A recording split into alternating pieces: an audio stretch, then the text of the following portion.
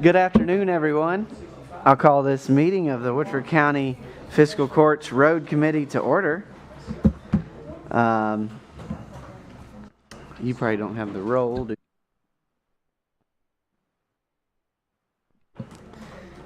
The meeting is here. Sorry, just stepping in for you. Thank you. So the road committee is here to meet on the possibility of a four-way stop sign on Huntertown Road. And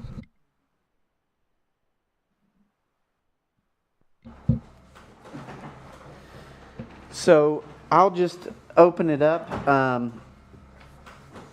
We do not have a chair of the road committee, so I will act as the interim chair to preside over the meeting. But we have had a study on the traffic safety and impacts of traffic on Huntertown Road prior to the June 24th study that you have before you. But this happened after the construction of the Huntertown sidewalk. And so that we don't have that before us, but we do have that information. And then Squire Blackford has worked diligently with his neighbors, specifically Brian and Amy Oates, with concerns relating to Huntertown School and the traffic in the Huntertown Road area from Hunters Ridge Road and Woodburn Hall at the intersection there. And so upon that discussion and the work with Squire Blackford, we had Adam Kirk, the Kentucky Safety Circuit Rider for their transportation program, to do an additional traffic study about the possibility of having a four-way stop at that location. And Mr. Kirk's memorandum is before you. Woodford County Huntertown Road Pedestrian Crossings Updated Data Collection is the name of this. So I would like to, if it's good with you, Squire Blackford, I would like to open the floor for you to discuss your concerns and your positions. Yeah. Thank you. Yes, this is the second study of Huntertown Road. The first one came when a whole lot of constituents over in that area was seeing cars flapping down the road there. And with the amount of people who's walking on the sidewalk and making use of that sidewalk over there, kids and parents and all that, they feel like it was a problem with the cars driving that fast down the road there. So we asked for a study. As a matter of fact, one of our neighbors, who y'all think you met them too, they came to send you notes also. We stood out there several days just to watch the traffic going down the street there. And it was pretty fast, awful fast, as a matter of fact. And so that didn't seem to meet the requirement of putting stop signs there or slowing down the traffic. Yeah, they did do something to put some markers in the road, some signs which helped us some, I would say that. And then add some visuals to make people be conscious of riding down the road now instead of being a straight open highway with no signs and nothing on the road for markers.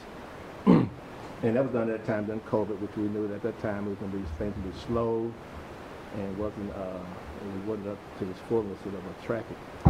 And so the second study came, this parent wrote me, and because I live over there coming out of Hunter Ridge and right across from Woodland Drive there, constantly early in the morning sometimes, and I know the traffic flows in from Huntertown Elementary School. A lot of parents take their kids to school. The road is always from Huntertown front door all the way down to Huntertown Road, coming off the sidewalk, going back down the road to get to school. And when the SRO doesn't show up, it causes a great problem. And so there's been a couple accidents, well, close to a couple accidents. This parent was telling me, she was kind of emotional about it also. And they was concerned about not having any kind of signs that help them get in and out of the school at times. And there have been several accidents up there at Edmund Cross and Marcellus, which I know support didn't have any idea of those kind of things. And so it was a concern that something going to happen real bad before something be done about it. And that's because we did a four-way stop there, which I thought was a great idea. For the fact is, it'll slow traffic down. It also will be able to manage traffic there if the SR doesn't show up, whether you come in the morning or leave in the afternoon. And it's it's very, I think it's very important, because I think with that being said and the need for it, you may not pass the test for these, the criteria for what, an evaluation of something like this, but I just know in the future, if something to happen, that we could make some adjustments to make things better for people entering and exiting over there. I think it'd be better to slow people down and make it more safer. On Huntertown Road, we have 2 schools, St. Leo, Huntertown Elementary. We have 2 churches, the Hispanic church, also St. Leo church, and we have 10 neighborhoods that enter and exit on Huntertown Road constantly. And it's going to get more when they put this other highway in back over to Evans. It's going to go through there, through Evans Drive, come down Marcellus. It's going to really be congested, and it's going to be really a problem over the area. So I think if we're smart, we'll get ahead of this thing right now and try to do just what we can for people getting in and out of school safely, and also make Huntertown Road a little bit more safer. So that's where I'm at right now with that. And Squire Blackford, I will share with the court that this is a concern about the traffic and the safety, safety for both vehicular traffic and both pedestrian walkers, runners, joggers, families moving up and down the sidewalk and, you know, in that area. I did, after talking to folks at Huntertown Elementary and Squire Blackford, I did talk to Chief Mike Murray about doing more traffic enforcement and speed enforcement on Huntertown Road. I think you could probably do that all the time if you really wanted to. And he said that they had already been doing some of that as well prior to that. We also requested that the PD send officers to the schools earlier than when their normal traffic control starts for school. So school starts at 7:40. Folks were the in between 7 and 7:20 was typically when an officer arrived, and we asked that would be a little bit earlier than that because most folks are lined up. That was at the very end of the school year. I'm not exactly sure how all that played out. I didn't hear any more after that, but we did ask Chief Murray and the VPD to do that, and to my understanding, at least in part, they did. And so then we received the traffic study from Adam Kirk, and as Squire Blackford mentioned, I think the main thing that they were looking at for us is the pedestrian crossings, having a stop sign for pedestrian crossings, the ability for pedestrian crossing. But I also think, Squire Blackford, that you're also looking at the impact of traffic safety, Right. not just car accidents, not just pedestrian car impacts or collisions. Yeah, that's what I mean. I just know the traffic will increase over there with that road, and I just know the traffic already over there is heavy already.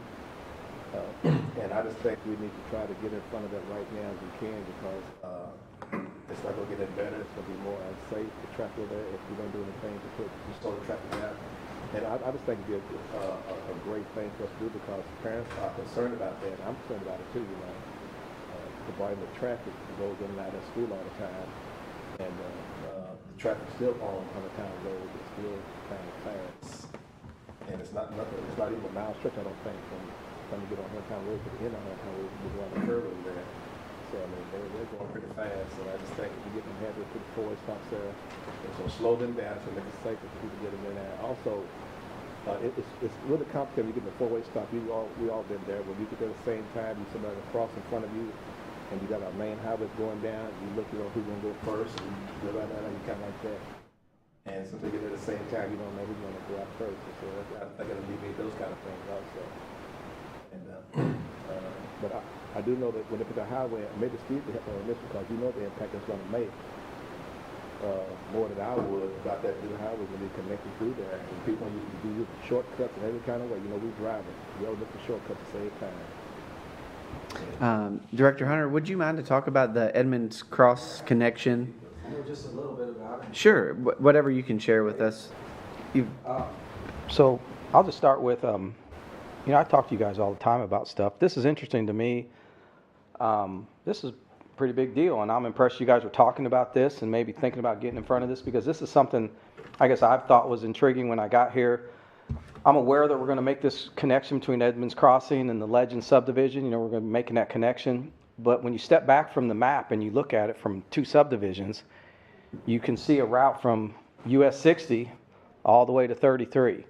That's not normal that you make what I'll call a minor collector street through subdivisions, but that's been a plan that's in the works. And as you heard, or you all mentioned, it's probably going to make a cut-through option that if you're on US 60 or when the school moves, the high school opens, and all that traffic, we're going to see some changes in the community that we haven't seen, especially when the school moves. But who knows who will go what directions. But when that is open, clearly, I think we can imagine that we're going to see traffic going through the Legend subdivision.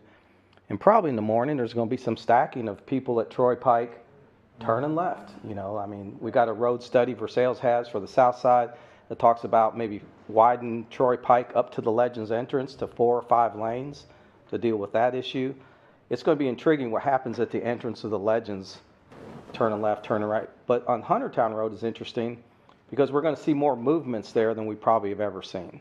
Right now you're going down the road and maybe you turn in Edmonds, you do go the other way. But when that opens up, you're going to see people going left, going right, going through.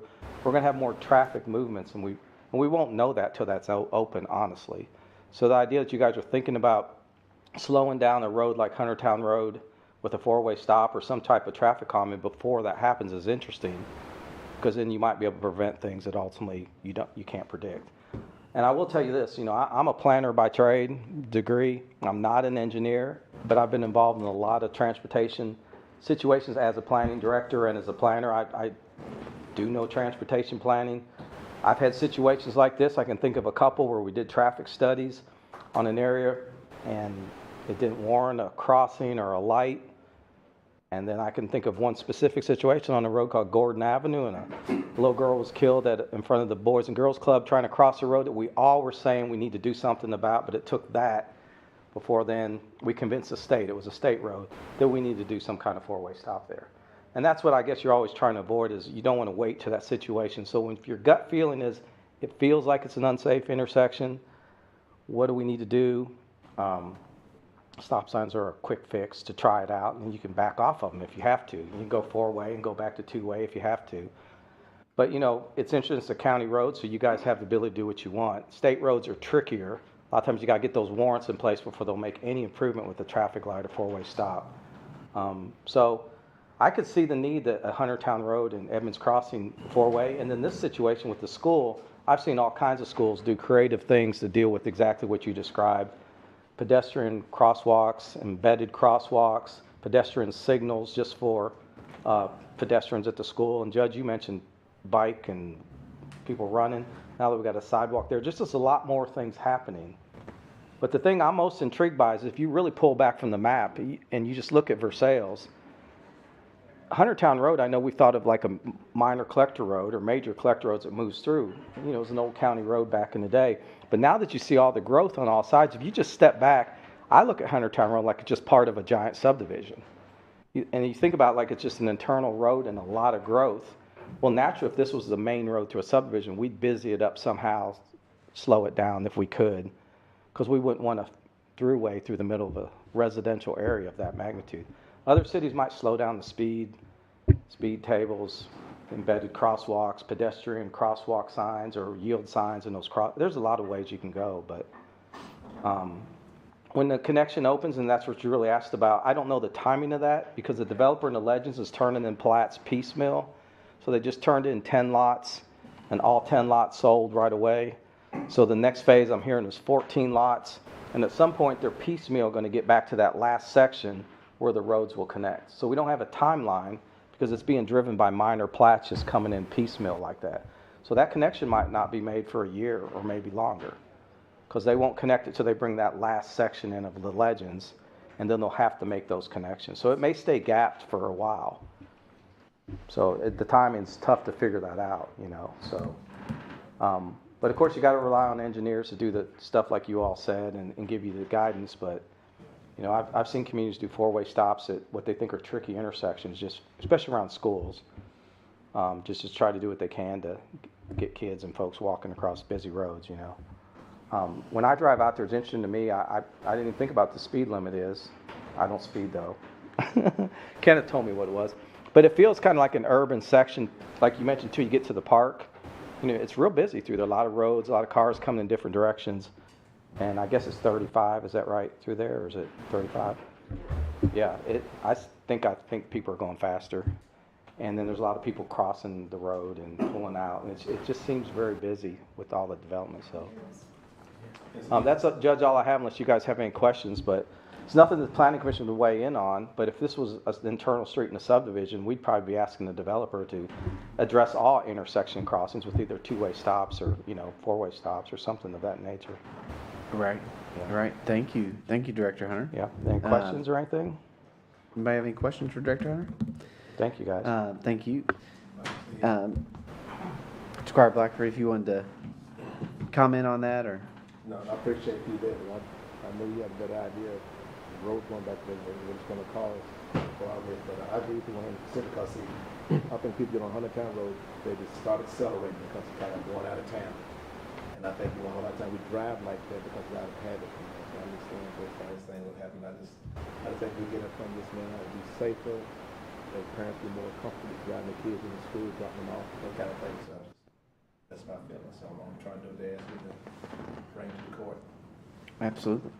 I'd like to open the floor for any members of the road committee or any other members of the court to address this issue. Squire Barton. Just wanted to go along with Squire Blackford. When they do open that road up, that's going to put that much more traffic on there. Oh, There no may doubt. have to have two stops there, or flashing lights, caution or something. Right. Because I travel that road quite a bit, and it's, like I say, it's like a full subdivision road is what it's like. And then folks are just accelerating, just like you say, going out of town or coming in town. But I agree with you, that is a need that needs to be addressed. Thank you. Squire. Thank you. I agree. It's definitely a problem. When the Legends does open up and they build that town center at Falling Springs and 33 and all those apartments, I think it was like 500 apartments there. All of those people are going to be cutting through. That'll be the corridor for the south end. They lowered the speed limit on Montgomery. That was a drag strip, and they lowered it to 25, and that's been pretty effective. I wonder if we should look at lowering the speed limit on Huntertown through that area. I mean, I think it's warranted. I walk that almost every morning, and some people, not everybody, but some people absolutely fly through there, and it is kind of scary because so many people they're walking dogs, they're kids on bicycles, there's so much coming and going through there, especially when school starts up. So yeah, I think we need to look at something. And if they don't, I mean, this is saying that they don't recommend at this time. What, it sounds like we're kind of on the edge of that. So do we need to like restudy that when they open it up, or should ask for another study? I'm not sure how to proceed with that. Or could we, since they say, let's just say a hypothetical, we put the four-way stop in and there's a terrible accident and they blame it on a four-way stop, and the people want to look at that recommendation and say, well, the engineer said you really shouldn't do it yet. Could we be held liable? I don't know. Hold on one second, Mr. County Attorney. Squire Taylor, do you have something? Well, I actually had a similar question to that as well, but also, I mean, I think getting my license is a lot further away than it used to be, but I will say that I had classmates and friends and a family member that experienced the repercussions of speeding on Huntertown Road, at least in the form of tickets in my youth. So it's not a new problem, and unfortunately it's a problem that we still are trying to stamp down. When we got this, I was really looking at the mentality of the question of pedestrian crossing. So I know some of this other part of the conversation is important, and I haven't prepared for that as much as I would have liked, because it seemed pedestrian heavy in this document. But I am even wondering if we want to explore and continue to have conversations that we see more traffic from the growing neighborhoods and the sidewalk that we so proudly built, that we might look at a pedestrian bridge of some sorts as well. Maybe that's something we need to explore to look at, because I think everything should be on the table, but I do think we got to figure out what is the best path forward and know what our consequences are and everything else. But as somebody who grew up on the south side of the county, it will be the route to the grocery store for many folks when that opens up, and let alone many other trips. And so that's something that needs to be a part of the equation and considered. And one of the things. So I don't disagree with anything that anybody said, but the actual traffic study found that traffic speed was shown to decrease from an average speed of 38.2 miles per hour, which it does not feel like people are going that's 3.2 miles over the limit, in 2020 to 37.3 miles per hour in 24. So I'm not disagreeing that people are not speeding on Huntertown Road, but the data is not supporting that it is becoming a worse problem. The actual volume says that the 85th percentile of speed, meaning your highest rate of speeders in 2020, was 43.7 miles per hour, which is less than 10 miles an hour over the speed limit. So they're not seeing it in the data. And that's probably why, according to this memorandum, that they're differing on the view of it from the vantage point, because that's what this traffic study entailed. Mr. County Attorney? Squire Gill, to address your question. First of all, before addressing it, historically, and I commend the court for what you've done, you rely on experts. We all have opinions, but we're not necessarily experts, and we may have differing opinions. This is what the court has done. This is what the court is typically, how they've approached it, and then they generally relied on it. That doesn't mean you have to, but that's why I get it if you're just going to set it aside. As far as liability goes, and I will say this gently, a little respectfully, disagreeing to a certain extent with our zoning director, stop signs are not always the solution. Sometimes they're the problem. And I don't know. Something needs to be done, but based on this and just saying, well, stop signs will address it, I don't know how you make that leap when this doesn't recommend that. As far as liability, if you do it and there's an accident, I don't think it comes back on the court. The court was acting in good faith. Their intentions were to address a concern that had been raised to them. But I think before you make a decision like that, you need to base it on more than just, well, this, I was at the four-way stop turning left from Church onto Morgan, and when you four-way stop, you think you're fine, and I was beginning to make my turn, and this biker, who apparently didn't think that stop signs related to him, just comes flying by, and we almost collided. Stop signs get ignored, just as speeding signs get ignored. And so look, things are going to happen regardless of what you do either way. Unfortunately, something could happen. There's no solution that guards against anything bad happening. I think the one thing that can and should happen is what the judge alluded to at the outset, making sure that law enforcement is there for the period of time they need to be there, maybe getting there earlier, that sort of thing. But I think you want to tread cautiously, carefully, and slowly towards this instead of making a rush decision. But I do think, too, you want to rely on data as best you believe you can. Because I think, and I'll say this respectfully, too, as many people as some of you may talk to who say this needs to be done, you'll find you learned this, Squire Gill, when you, to your credit, talked to most everybody impacted by the sidewalk to get their viewpoints. You're probably going to hear from a lot that say, why are you doing that? We don't need that. We don't want that. And there'll be others who say, yeah, you need to do that. no idea what the majority sentiment may be, and you don't make decisions necessarily just on what the majority sentiment may be, but you do want to at least hear from people that are affected by this. I can say I have seen fewer citations on Huntertown Road back when, Lyles, when you were speeding on a regular basis along there.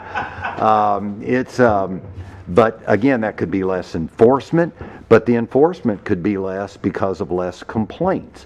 You typically have step-ups in enforcement when you have heard from a lot of people that there's too much speeding going on in that area. Can law enforcement do something about it? So, don't know what the answer is, what the solution is. I just think you as a court need to gather whatever information you can, and then make a decision based on that. Okay. And so we're at 5 o'clock, and we have another important matter to come before us, but we're going to continue this discussion. Squire Downey.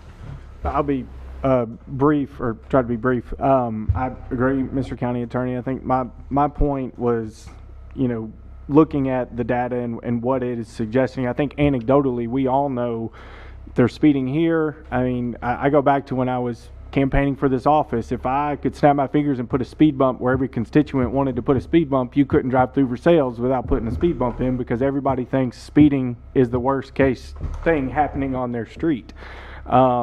So I think anecdotally, yes, we can all point to stuff, and I'm not disagreeing that, especially as someone who turns into a school every morning during a school year, that is the utmost importance of keeping our kids and our community safe, especially during those time periods. But also looking ahead to the development of the additional road and connectivity there at Edmonds Crossing. I think we're doing the right thing. I think we're looking at this holistically. There's a number of different issues that can all be, centered around safety and roadway improvement. I just don't know about putting a four-way stop at this time. I'm not saying that I wouldn't be for that if that's what we ultimately decided to do, but I do think either additional looking at this road, or looking at what the traffic possibility is going to be with the additional build out and connectivity over there where it makes sense. If you all of a sudden have two four-way stops too close together, we're now backing up traffic even worse and creating maybe more bottlenecks. Caution lights, additional police presence, maybe even the installation of a crosswalk to whatever degree. But I do think we continue to look at this, and I think we're looking at it the right way. I just have to rely on, at least for now, what the study is recommending, and based on that, the warrant of adding a four-way stop does not seem to be warranted based on what the data is saying at the moment. And I think that at the end of the day, we should be guided by that. We have the autonomy to make our own decisions, but I think that should definitely help guide us when it comes to that. Thanks. Squire Blackford. I guess I'm looking at the number of people going to be using that highway with the construction road. It's going to increase. It's not going to decrease. Going to have more wheels on the road, and so you're going to always have traffic flowing all the time. So I don't think it's a thing of me being concerned about how people really going to feel about it. I think it'd be more concerned about the safety of people entering Huntertown Road. That's my thing, is safety. And people gonna always be on one side or the other side. That's not the thing. But I think when you have good intention, you want to do what's think is best for the community. Safety of people who's going in and out of schools, who's driving those automobiles on that side of town, who's using that road daily for 9 months out of the year and on after that. That's what I'm looking at. And I don't know how much a period of time this study was done. If it's 2 weeks, 3 weeks, or whatever. Because I don't think people's behavior gets better. I think it gets worse. So I don't think they're going to slow down. I think speed is going to pick up as time goes on in society today. I just don't think people are going to be lawful citizens. I'm not saying they aren't, but I don't think it's going to decrease. I don't think people are going to heed to the speed limit. I just don't see that. Not in this day and time. I just don't see it. So as much as we can help them to be safe and controlled, I think we're looking ahead. And the study was conducted May 9th through 17th of 2024. Other comments before we continue? Squire Gill? I will say, when we started working on the Huntertown sidewalk, the average trips a day was somewhere around 5,000. Now it's up to 9,000. It's going to go way over that. And I agree with Squire Blackford. It's the sheer volume of traffic, and most of them may not be speeding. And another thing is, during school hours, the speed limit is 25 in front of the schools, which is a big section of that. So you can go to 25 and then speed up. And I'm thinking lowering the speed limit might be the thing to do, because for most of that area, the speed limit's 25 for most of the year. So anyway, just something to consider. Judge, Yeah, Squire Carl? we're dealing kind of with the same thing, building the sidewalk in 2 schools, not yet, and the whole thing, the study, and I've spoken to them too, and they're always, you have to, 1, get the school open, 2, get the traffic, because there's already traffic, we know that. There's already issues, we know that, but the school has to get open to get the traffic to do the study. So like right now, they're going, we can't do the study now, we have to wait. And I get it, but with the same, I'm listening to you all, it's the same thing that we're dealing with there too, because you bring McCowan's Ferry from county into rural area, the urban area, and then you put 2 schools over there. And so it's the same situation. And I know the traffic over there has doubled. And I know the pedestrian traffic just with that sidewalk has done the very same thing. So it's, but we do have to rely on, that's what they told me. And they said, come back. But they also said the schools. The schools were a big issue. They were the ones that would kind of deem what was needed. And so I do know, and I've shared this with Squire Blackford and others, but from a state level perspective, when I was on the State Transportation Committee as state representative, that anytime you implemented a stop sign or a stop light, there was an increase in traffic accidents because of common users don't know about it, and therefore they're not used to it, and it causes more accidents in the near term. I also know that in cases where the state did not have engineering to support the placement of these traffic actions, that it does open them up to more possibilities for lawsuits. Specifically on this, the findings, it says, should the county pursue a 4-way stop along Huntertown Road, regardless of this analysis, it strongly recommends that a 4-way stop be selectively and sparingly used along the corridor. Previous studies have shown that marked crossings and stop control can provide a false sense of security for pedestrians and lead to a decrease in safety at those locations. Sometimes the obvious things that we want to do don't actually have the intended result, like putting in a stop sign causing more collisions, putting in a stop light causing more collisions. But I think absolutely 100% Squire Blackford is right that safety is an issue, and it's going to be growing to be an issue. I think the question for the road committee, the road supervisor, the Woodford County Road Department, and ultimately the fiscal court is, what can we do to make it safer?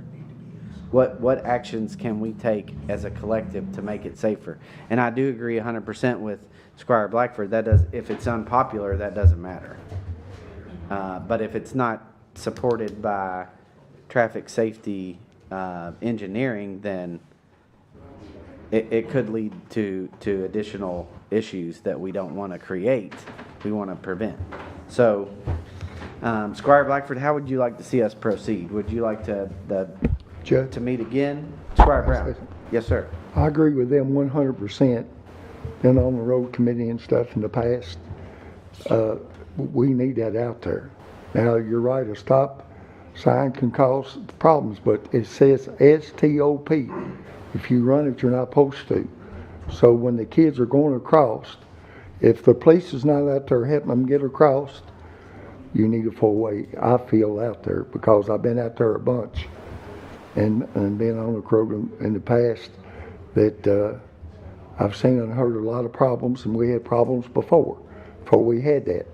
The problem is just going to get worse in my book, but you know, you can do with it whatever you think you need to do. But it's going to get worse from what it is. And the traffic thing's gone from 5 to 9, and little kids, is the police out there when they walk across the road? That's what I'm saying. So little kids, 8, 9 or 10 years old, the people who's driving should stop. Now, they might not stop, they might hit the kid because he thought but it's just going to get worse in my book. And if they didn't do the study when the school was on, you can't really tell what was going on. That's the problem. So I think the study was done when the school wasn't even going on. The school was in session May It was 9th through in? 17th, yes. Okay. But I don't disagree with you on the rest of it. Squire Okay. Blackford. Yeah. You know, reading stop signs and driving, it becomes a learned behavior if you know how to read the signs and obey the signs. But what I'm saying is if you got a four-way stop down here, you put a sign down the road here, four-way stop ahead, then you can see this sign first, you get this stop, you're ready to stop. That should alleviate some accidents. I mean, it's just hopefully common sense. When people drive, it's a slow traffic on 100-town road to make it safe for everybody. More signs what you got to do, but I just know there's a problem over there. You see that area is congested, it's tough all the time, it's difficult to manage sometimes, navigate. So the problem you know how I feel and what other people in that area feel, and what I'm looking toward the future for the safety of those who be going in and out of school and other places over there. That's what I'm looking at. So. Absolutely. Just Squire one quick Varner? comment. Judge, you were speaking on the visibility of a four-way stop. Yeah. If you go up to and go across Beaumont off of Man of War, they have the stop signs that's got the lights on it that flash. Yeah. That's a stop. So you can make some visibility changes if you need to. Other questions or comments? Well, I do think that we need to get, so we've talked about a four-way stop. We've talked about additional signage that or signaling that relates to the four-way stop.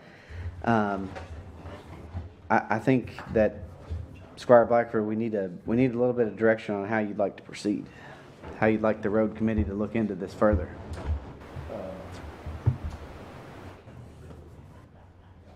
On the information that we see with our own eyes, and the safer we do what we with our own community, you know. So I don't look at the people that asking for this for some help over there is an interest in the school, and maybe up Edmonds Cross also, you know.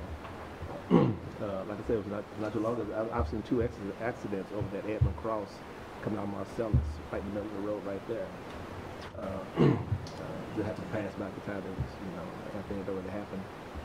I'd like to proceed on it to really consider this going forward with it. That's what I'm looking at, hopefully. Now, but so would it be good with you to have a road committee meeting again before our next meeting to talk about specific designs of this sort of thing? Which locations, what exactly? Maybe speed limit. I mean, I would feel more comfortable if we were to seek an additional engineering opinion as something to reduce the county's liability in the incidents of accidents and injuries at a new stop sign.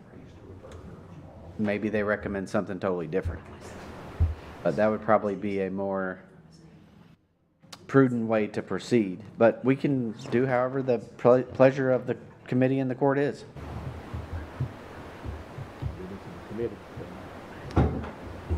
Well, we'll have a moment on the agenda during old business to discuss again if we'd like to do that in the court meeting, but we do have an additional meeting to conduct, so I will, if it's good with everyone, deem this meeting adjourned, and I will call to order the special meeting of the Woodford County Committee of the Whole.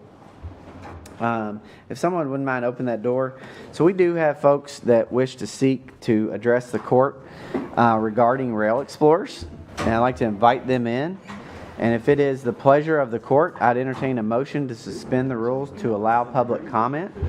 Motion. Motion by Squire Gentry. Second. Is there a second? Second, Squire Taylor. All those in favor, please vote and signify by saying aye. Aye. All those opposed, nay. The motion carries. We'll open up the floor for public comment. Who would like to address the court first?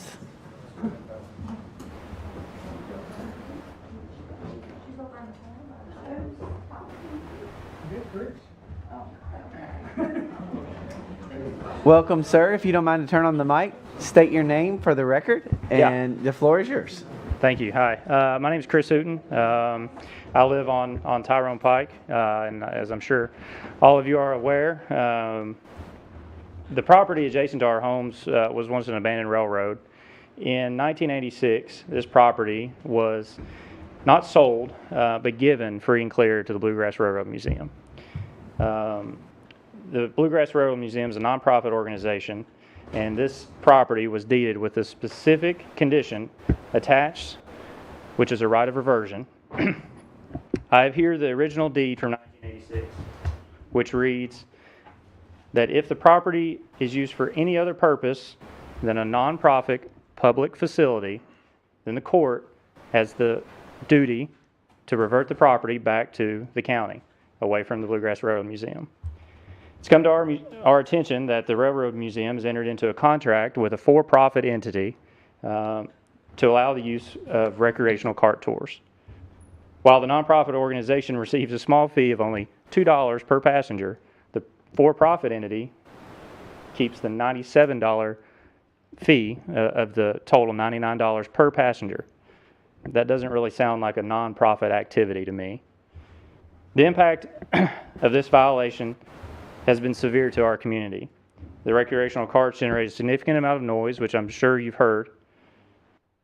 They disrupt our peace and quiet. Riders frequently stop and get out, trespassing on our property for lost items. The cart tours advertise specifically on their website midnight rides, firefly rides, nighttime rides, and riders are riding past our homes with flashlights, peering into our bedrooms in the dead of night.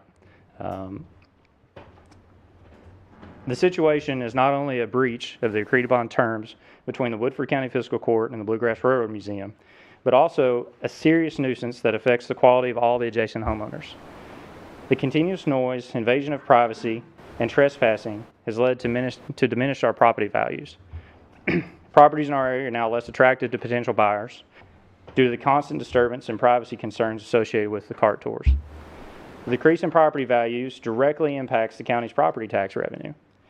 Lower property value means lower property tax assessments, which in turn reduces funds available for essential county services and infrastructure. This situation creates a negative economic impact on the entire community, not just ours. While until this point we've been deemed by many a small minority of grumpy neighbors, the adjacent properties to the railroad currently have a value of $43 million plus, according to the PVA. A 20% decrease in that would result into over $100,000 in property tax loss for the entire county. Today, I and the rest of our group are respectfully requesting the county assert its right of reversion on the grounds that the Bluegrass Railroad Museum has violated the conditions of their deed. By doing so, the county can ensure that the property is used in accordance with the original agreement as a nonprofit public facility and take necessary actions to halt the operations of the recreational tours. We believe that restoring the property to its intended use will not only honor the terms of the right of reversion, but also restore tranquility and privacy to the community. Furthermore, it helps stabilize the use of the property for its intended purpose. Otherwise, what's to stop the railroad from leasing more ground to other entities to generate more profit going out of state and out of our community? Thank you. Thank you, sir. Other folks wish to seek to address the court or the public? We do have a meeting to follow this, discuss some of these matters. Mr. Rice, sir, the floor is yours. Mr. Kay, I only want to say one thing. You mind to turn on your mic, please? There we go. I Thank you. just wanted to say one thing that, of course, I agree with everything Chris said, but I just love to know how many places them things have been run out of so far, and I'm sure there's a few. Thank you, Mr. Rice. Thank you, sir. Other folks wish to address the court?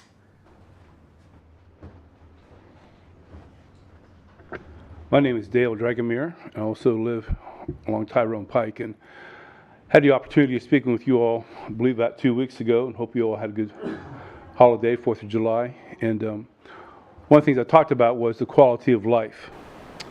And what I'd like to ask you this question this evening is, how would you feel about me if I drove by your house after I'd been to McDonald's and threw out a bag of trash? Would you all respect me as an individual? We're finding trash being thrown out from the cars on our property. Now, that's not taking care of the quality of life. And we have elected you all to carry on the responsibilities of the county. You seem to do a good job with that. Please remember, we need you to look after our quality of life. And it's important to us that people don't go peering into our homes.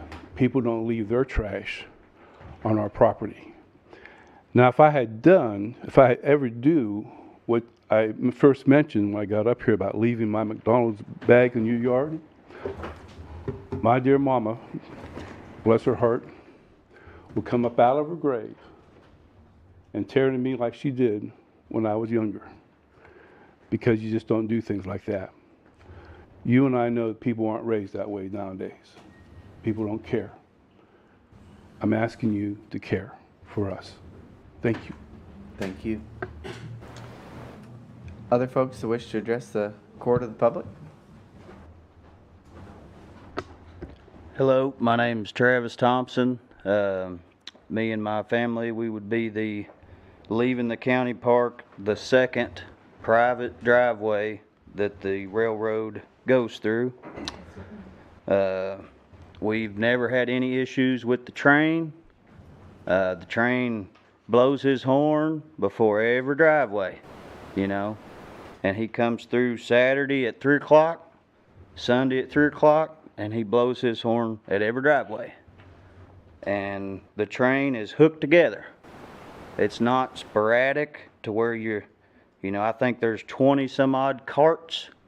We're trying to look for these things, but they're so low to the ground that we can't see them. I took some videos to reenact. Were those shared? Okay. There was almost a real bad accident, and I probably would have been the one that got sued, and I was shaking after the fact because I don't want to hurt nobody, that I do not, and nor does any other landowner or even on Steel Road. They've got an employee with a flag that stands on Steel Road to stop the carts, but we have a farm right there as well, and I've seen the employee with his earbuds in, listening to music with his back to Steel Road, and there's a hill right there. And if you're coming over that hill hauling hay or some out-of-towner that had been to Woodford Reserve, coming over that hill doing 45 and 50, and that guy with the flag's got his AirPods in, it is a matter of time. It's a matter of time. And I feel for all these folks that live right there. That would drive me absolutely crazy, being on my back door. But, safety is my number one concern. And I would like, if you're permitted, to let us know about the nonprofit. We've mentioned that. I'd like to, if you're permitted, to tell us the answer to that. We will meet on that as a court with the county attorney as our legal advisor. That was the purpose of this meeting. Okay. All right. So we haven't met on it yet, but we will meet directly following this. All right. Thank you for your time. Thank you, sir. And we did share your video with the court. We're creating a file of all the videos to share as a one-stop with everyone. Thank you, Mr. Thompson. Other members of the Public wish to address the court? Hello. I'm Carrie Davidson. I own property there, single mom, 3 kids. Not only do I own a small business in this town, I work for the University of Kentucky and I work a hybrid schedule, meaning I work from home. And there have been more than one occasion where I'm on a Zoom call for work and they can hear it. So I'm trying to take care of my children and I'm trying to keep a sacred space, and it's making it very, very difficult. So not only does it affect our home, it affects our work. Thank you. Other members wish to address the court of the public? Floor is open.